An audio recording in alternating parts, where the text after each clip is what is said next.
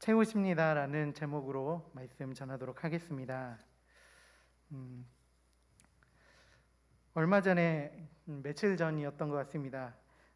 지난주에 유튜브를 잠깐 보다가 유재석 씨가 진행하는 뉴퀴즈라는 유튜브의 짧은 한 5분에서 10분 정도 되었던 영상인 것 같은데요. 그 영상을 하나를 보게 되었습니다.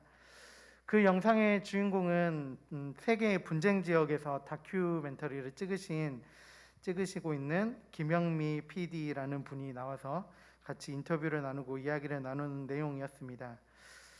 그녀의 기자로서 그리고 PD로서의 사명과 그 이야기들은 무척 재미가 있었습니다. 그리고 그녀가 읽은 에피소드들도 무척이나 흥미로웠습니다. 그리고 그런 분쟁 지역 가서 함께 이렇게 여러 가지 다큐멘터리를 찍고 영상을 찍다 보면 그 가운데 지금 우리나라 같은 이런 평온한 지역이 아닌 언제 어디서 폭탄이 터질지 모르는 그런 상황 가운데 있는 그녀의 불안함, 그리고 그 상황에서 실제로 그녀가 그런 폭탄 테러의 상황 가운데 있었던 그 이야기들을 들으면서 참 힘들고 어려운 일들을 잘 감당하고 있는 삶이구나라는 생각들을 하게 되었는데요. 그렇게 인터뷰가 이어지던 중 조세호 씨가 김영미 PD에게와 이야기를 나누면서 노후 준비는 어떻게 하고 계시냐라고 이렇게 묻는 장면을 보게 되었습니다. 주로 조세호 씨는 여기 나와서 돈에 대한 이야기나 노후 준비 뭐 이런 이야기들을 묻곤 하는데요. 근데 그 김영미 PD가 하는 이야기가 참 인상이 깊었습니다. 자신은 아무런 노후 대책이 없다라고 대답을 한 것이었습니다. 그러면서 그녀가 했던 이야기가 오늘 그 전에 이제 그 분쟁 지역에서 있었던 이야기를 하면서 오늘 나와 함께 어디로 취재를 가야 될지 그리고 무엇을 해야 될지 함께 이야기를 나누었던 동료 기자가 다음 날은 사고로 인해서 그 자리에 함께 하지 못하고 함께 취재를 나가겠던 그 모든 계획들이 바뀌게 되는 경우를 흔하게 경험하게 되면서 당장에 내일 무슨 일이 일어나게 될지 알지 못하는 상황 가운데 살아가고 있는 자신은 노후 준비를 하고 있지 않다라고 이야기를 했습니다. 그리고 그녀가 덧붙였던 그녀의 말 중에 하나는 나의 내일은 신만이 아신다라고 이야기를 했습니다. 그녀의 이야기는 참 많은 생각들을 하게 만들었습니다. 우리는 내일을 그리고 지금 앞으로 있을 1분 뒤의 일들 그리고 1초 뒤에 일어날 일들 그런 것들을 알지 못하는 존재입니다. 그래서 우리는 늘 삶에서 불확실함과 답답함을 안고 살아가야 되는 사람입니다. 그럼 우리의 삶의 불확실성과 이런 답답함 때문에 인류의 역사 속에서 늘 불경기가 없었던 직업이 하나가 있습니다. 그것은 바로 구슬하고 점을 치는 곳입니다. 평범한 사람들로부터 돈이 많은 사람들, 그리고 지위가 높은 사람들, 그리고 많은 것을 가진 사람들까지 수많은 사람들이 자신의 미래를 알고 싶어서 점집을 찾아가고 구판을 찾아다니는 경우가 허다하다고 합니다. 예전에 어떤 라디오 방송을 들으면서 들었던 이야기인데 우리나라의 굴지의 IT 기업에서 그 회장님이 늘 공장을 짓거나 사무실을 이전하거나 할 때 역술인들을 데리고 다닌다고 합니다. 그래서 그 역술인이 찝어주는 그곳으로 가는 사무실을 이전하거나 공장을 짓는다라는 이야기를 들었습니다. IT 기업이라고 하면 가장 이성적이고 가장 전문적인 일들을 하는 곳 중에 하나인데 그곳의 회장마저도 그렇게 자신의 불확실한 미래 그리고 어느 곳에 가야 돈이 잘 벌릴까에 대한 그런 고민들로 인해서 점집을 그리고 역술인을 찾을 수밖에 없다라는 이야기를 들었습니다. 그리고 믿거나 말거나지만 심지어 점을 보는 곳에 교회를 다니는 교인들도 많이 찾아온다라는 뒷얘기가 들리기도 합니다. 물론 제 눈으로 본 적은 없습니다. 저도 그 점집을 한 번도 가본 적도 없고 그런 심지어 요즘 유행하는 타로나 이런 것들도 한 번도 해본 적이 없었기 때문에 그곳에 교회를 다니는 사람들이 진짜 오는지, 아니면 교회를 정말 잘 믿는 사람임에도 불구하고 굿을 수천만 원이 들여서 버리고 하는지는 알 수는 없습니다. 물론 그 사람들이 하는 이야기이기 때문입니다. 하지만 이런 이야기들이 나도는 것은 우리 인간들은 우리의 미래에 대해서, 우리의 불확실한 미래에 대해서 너무나 알고 싶어하는 그런 열망이 크다는 것을 이런 일들을 통해서 우리는 알 수 있게 됩니다. 이런 불확실한 미래, 그리고 우리의 불확실한 삶, 이런 것들은 우리에게 전혀 예상 못한 일들이기 때문에 우리를 힘들게 할 수 있습니다. 오늘 우리가 함께 읽었던 열왕기하 4장 1절부터 7절까지 말씀은 그런 예상치 못했던 상황들로 인해서 고통받고 있었던 한 여인의 이야기를 담고 있습니다. 우리 다시 한번 다 함께 영상으로 1절 말씀 다시 한번 보도록 하겠습니다. 1절입니다. 시작. 선지자의 제자들의 아내 중에 한 여인이 엘리사에게 부르짖어 이르되 당신의 종 나의 남편이 이미 죽었는데 당신의 종이 여호와를 경외한 줄은 당신이 아시는 바니이다.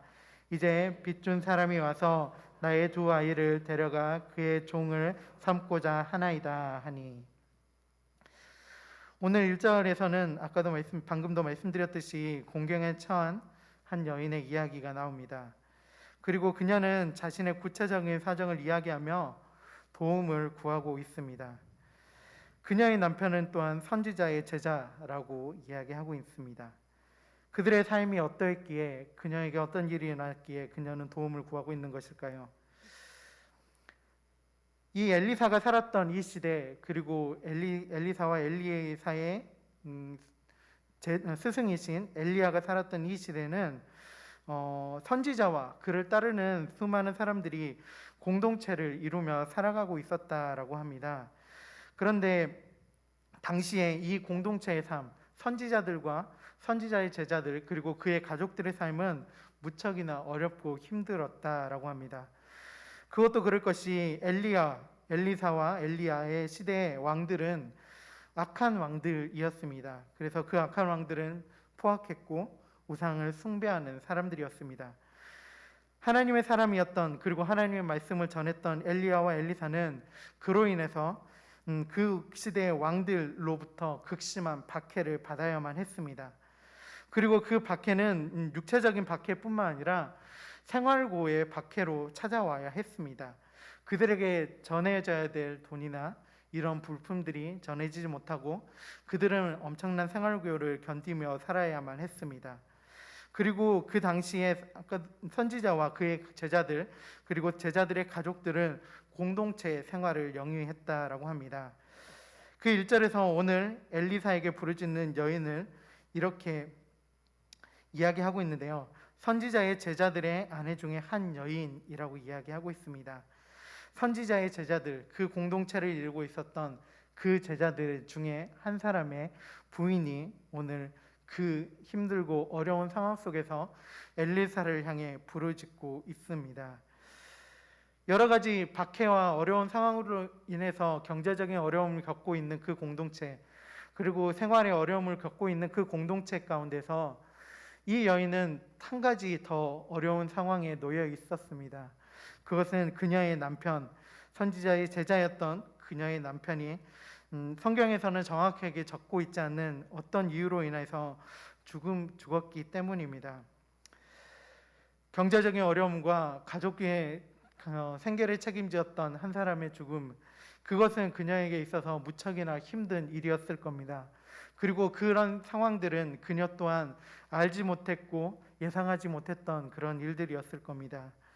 그런 상황 속에서 이 여인은 엘리사에게 부르짖습니다. 그리고 자신의 상황을 이야기합니다. 생활고로 인하여 빚을 진 상황이고 남편이 죽어 그 빚도 갚기 힘들게 되자 채무자가 와서 빚 대신에 자신의 두 아들을 데려간다라고 했던 그 상황 말입니다. 그 여인의 상황 이렇게 단편적으로 이야기를 드리지만 얼마나 힘들고 어려운 상황이었겠습니까? 얼마나 고통스러운 상황이었겠습니까? 자신의 사랑하는 남편도 잃어버리고 이제 자신에게 남겨주었던 두 아들마저도 채무자에게 빼앗기게 될 상황 가운데 놓여 있는 그런 고통스러운 상황, 그런 상황 속에서 그녀는 그 고통을 안고 그 엘리사에게 호소합니다. 고통을 담아, 그녀의 마음속에 있는 그 고통을 담아 엘리사를 향해서 부르짖습니다. 그러자 엘리사가 그녀의 호소를 듣고 그녀에게 대답을 합니다. 다 함께 2절 영상으로 2절 말씀 보시며 엘리사의 대답을 함께 보도록 하겠습니다. 2절입니다. 시작. 엘리사야가 그에게 이르되 내가 너를 위하여 어떻게 하랴? 내 집에 무엇이 있는지 내게 말하라. 그가 이르되 계집종의 집에 기름 한 그릇 외에는 아무것도 없나이다 하니. 엘리사가 그녀에게 대답합니다. 너를 위해서 어떻게 하랴? 이 말은 그녀에게 묻는 말이 아닙니다. 이것은 엘리사가 그녀의 사정을 알고 그리고 그것을 함께 동감하며 적극적으로 그녀를 도와주겠다라는 그 의미로 쓰여졌다라고 합니다. 엘리사는 그에게 하나님께서 그에게 주신 능력으로 그녀의 어려운 사정을 실질적으로 돕기 위하여 그녀에게 묻는 것이라고 하고 있습니다. 그런 그에게 적극적으로 돕겠다라고 말하는 엘리사에게 그녀는 자신의 상황을 이야기합니다. 집에 기름 한 그릇 외에는 아무것도 없다라고 말입니다. 서두에서도 말씀드렸듯이 수많은 박해를 받고 있었던 선지자의 그룹과 그 공동체, 그 그룹은 모두 다 생활고를 겪고 있었습니다. 물론 그러하기에 남편이 잃은 그녀도 빚으로 인하여 두 아들을 뺏기게 될 상황에 놓인 것이니까 말입니다. 그렇기에 그녀의 집에는 당연하게도 아무것도 있지 않았습니다. 아주 적은 양의 기름, 한 그릇의 기름밖에 그녀에게는 남지 않았습니다. 그런 가난한 상태, 누구도 알 수 없는, 그리고 누구도 그 상황 가운데 놓이지 않으면 알 수 없는 그런 가난하고 힘든 상태에 있던 그녀에게 이제 엘리사가 그냥 말로만 너를 적극적으로 돕겠다라고 하는 것이 아니라 이제부터 그녀에게 해결책을 제시합니다. 다 함께 영상으로 3절과 4절 말씀 함께 보도록 하겠습니다. 3절 4절입니다. 시작. 이르되 너는 밖에 나가서 모든 이웃에게 그릇을 빌리라. 빈 그릇을 빌리되 조금 빌리지 말고 너는 내 두 아들과 함께 들어가서 문을 닫고 그 모든 그릇에 기름을 부어서 차는 대로 옮겨 놓으라 하니라. 나가서 이웃들에게 기름을 담을 그릇을 빌리라고 이야기합니다. 많이 빌려오라고 합니다. 그냥 있는 대로 다 가서 이웃들에게 있는 기름을 담을 그릇을 빌려오라고 합니다. 엘리사의 이 명령을 들었던 여인은 어떤 마음이 들었을까요? 아니, 만약에 우리가 이 엘리사의 명령을 듣는 그 여인의 그런 상황이라면 어떤 생각이 들었겠습니까? 다 해결해 주겠다고 말하면서 나가서 기름을 담을 그릇을 빌려오라니. 조금은 황당하고 뭔가 앞뒤가 맞지 않는 그런 이야기인 것 같습니다. 그런데 이런 황당한 이야기를 들었음에도 불구하고 그녀는 이 명령을 무시하지 않고 그대로 나가서 행합니다. 나가서 기름을 빌려오고 그리고 그 기름을 붓기 위한 준비를 마칩니다. 그 황당한 명령에 들으면서 그 명령을 따랐던 여인은 이제 여인에게 엘리사는 다음 일들을 신청하는데요. 다 함께 영상으로 5절 말씀 보도록 하겠습니다. 5절입니다. 시작. 여인이 물러가서 그의 두 아들과 함께 문을 닫은 후에 그들은 그릇을 그에게로 가져오고 그는 부었더니 이제 그 여인과 아들들이 불러온 그릇에 엘리사는 그 기름을 붓기 시작합니다. 한 그릇밖에 없었던 기름이 빌려왔던 모든 그릇에 다 차기까지 다 부을 수 있었습니다. 그리고 그 기름을 다 붓고 난 후에 엘리사가 그녀에게 물어봅니다. 자, 더 이상 기름을 담을 그릇이 남아 있느냐? 라고 물어봤을 때 그 여인이 이제 그릇을 다 썼습니다 라고 대답했고 그제서야 기름이 그치게 되었습니다. 그녀는 황당한 그 엘리사의 명령을 신뢰하고 그 신뢰의 바탕으로 그 기름을 가득히 채울 수 있었습니다. 그리고 그 기름은 당장에 그녀의 빚을 갚는 데만 쓰는 것이 아니라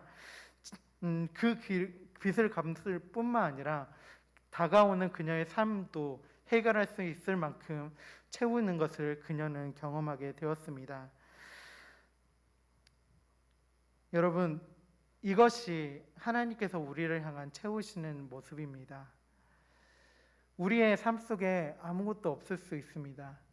지금 이 여인에게 보여주었던 것은 남편을 잃은 것, 그리고 아무런 것도 남지 않고 빚만 가득히 남아있는 경제 상황, 그리고 가정 집에는 아무것도 남지 않고 기름 한 그릇밖에 없는 그런 비참한 상황들이지만, 우리의 삶 속에서도 이런 여인들과 같이, 이 여인과 같이 아무것도 없을 수 있습니다. 때로는 우리의 지식이 부족할 수도 있고요. 때로는 우리가 가진 학력이 부족할 수도 있고, 우리가 가진 지위가 부족할 수 있습니다. 그런 것들로 인해서 주위의 손가락질을 받을 수도 있고, 주위에서 있는 사람들로부터 우리가 높은 평가를 받지 못하는 상황 가운데 놓일 수도 있습니다. 또한 그런 어려운 경제적 상황으로 인해서 누구에게도 말하지 못할 그런 고통 가운데 있을 수 있습니다. 그럴 때 우리는 어떻게 해야 할까요? 우리가 이 여인과 같이 힘들고 어려운 상황 가운데 있을 때, 아니면 다른 이들에게 이야기하지 못할 나만의 그런 상황 가운데 있을 때 우리는 어떻게 해야 하는 걸까요? 이 여인이 우리에게 보여주었던 것은 분명한 것이었습니다. 부르짖었습니다. 그녀는 자신의 상황들을 놓고 그런 마지막까지, 최후의 상황까지 도달했습니다. 이제 자신에게 남은 것은 아무것도 없고, 이제 자신의 남편도 없고, 자신이 함께했던 살았던 두 아들마저 빼앗기게 될 그런 최후의 상황에 놓여 있을 때 그녀는 다른 것을 하지 않고 부르짖었습니다. 엘리사에게, 하나님의 사자였던, 하나님의 대언자였던 그 엘리사에게 부르짖었습니다.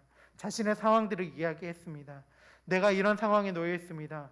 내 남편은 죽고 아이들은 빼앗기게 된 상황에 놓여 있습니다. 그렇게 부르짖었을 때 무슨 일이 일어났습니까? 엘리사가 듣고 대답했습니다. 너에게 무슨 일이 있냐? 내가 너의 상황들을 해결해 주겠다라고 엘리사가 그녀에게 대답한 것입니다. 하나님께서는 우리가 그렇게 부르짖을 때 우리에게 대답하십니다. 우리가 이야기하지 못할 그런 어려운 상황 가운데 놓여 있을 때 하나님께서는 대답하시고, 엘리사를 통해서 그녀의 가정에 작은 기름 한 그릇밖에 남아있지 않았던 그녀의 가정에 이제 그 남은 삶, 그 빚을 갚고 그 아들이 빼앗기게 되는 그 상황을 해결하게 될 뿐만 아니라 그 이후에 살아가게 될, 남편이 없이 살아가게 될, 이제 돈을 벌고 먹고 살아야 될 그 상황까지도 해결하기 위한 그 방법까지도 다 해결해 주는 것을 우리는 보게 된 것입니다. 여러분, 그렇게 하나님 앞에 부르짖으십시오. 여러분은 모든 어떤 상황 가운데 있을지라도 하나님 앞에 이야기하십시오. 하나님께서 나의 모든 문제, 하나님 앞에 나의 모든 문제를 내어놓고 나아갈 때 하나님께서는 오늘 엘리사를 통해서, 그리고 여인을 통해서 보여주셨던 것처럼 우리 삶 속에 가득히 채워주실 것입니다. 그리고 오늘 이 말씀 속에서 우리가 정확하게 이야기는 하지 않았지만, 우리가 우리의 주위에 있는 사람들을 위해서 함께 기도할 수 있어야 합니다. 그것은 오늘 아까 서두에 말씀드렸듯이 선지자와 선지자의 제자들은 공동체 생활을 했다고 했습니다. 그리고 그 가족들은 함께 모여서 살았다라고 이야기했습니다. 그런 상황 속에서 아마 처음 모두 다 생활고를 겪고 있고 모두 다 어려운 상황 가운데 있었기 때문에 서로가 얼마만큼 어렵고 힘든지 자세히는 알지 못했을 수도 있습니다. 하지만 여인이 이제 두 아들을 뺏기게 된 상황, 그 상황에 놓였을 때 그들의 공동체 중에 이 여인의 상황을 모르는 사람들이 있었을까요? 그리고 이 여인이 엘리사를 향해서 고통의 울부짖음을 부르짖으며 자신을 봐달라고, 그리고 자신의 문제를 해결해 달라고 부르짖을 때 함께 있던 공동체의 사람들이 그 이야기를 못 들었을까요? 아니요, 모두 다 들었을 겁니다. 모두 다 들었을 거예요. 그런데 그들 모두 함께 힘든 이 시기를 지나가고 있었기 때문에 이 여인의 이 아픔과 이 여인의 이런 고통스러운 상황들을 해결해 줄 수 있는 사람이 아무도 없었을 겁니다. 그런데 그녀에게 엘리사가 이야기하죠. 이웃들에게 가서 기름을 담을 그릇을 빌려와라. 조금 빌리지 말고 많이 빌려와라 라고 얘기했을 때 그 여인이 돌아다니면서 아들들과 그릇을 빌리기 시작합니다. 그러면 그 사람들이 뭐라고 물어봤겠습니까? 왜 그릇을 빌리냐? 괜찮냐? 라고 물어봤을 때 그 여인이 아무 말 없이 그릇을 빌리지 않고 엘리사가 이러이러하게 나에게 이야기하더이다 라고 이야기하지 않았겠습니까? 그 이야기를 들은 그 이웃들은 아마 하나님께서 하나님의 사자인 엘리야 그리고 그의 제자인 엘리사를 통해서 분명하게 놀라운 일들을 이루실 것들을 기대하고 있었을 것입니다.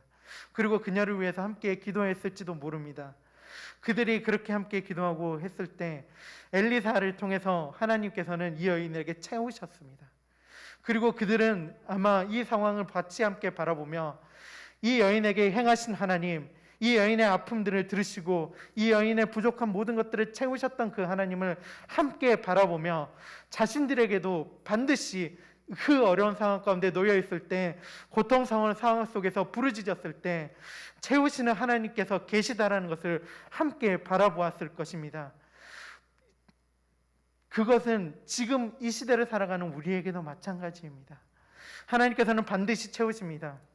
하나님께서는 우리를 그냥 두시지 않으십니다. 우리가 하나님 앞에 이야기하고 우리의 상황들을 이야기하며 나아갈 때 하나님께서는 그의 사자를 통해서, 아니 하나님께서는 그의 여러 믿는 자들의 손길을 통해서 우리의 아픔들을 채우시고 우리 가운데 함께 해주실 것입니다.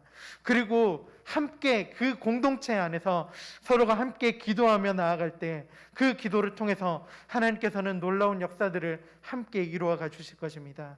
그러기에 우리는 하나님 앞에 부르짖으십시오. 하나님 앞에 이야기하십시오. 사람에게 이야기하지 못할 모든 상황 속에서라도 하나님 앞에서는 다 이야기하십시오.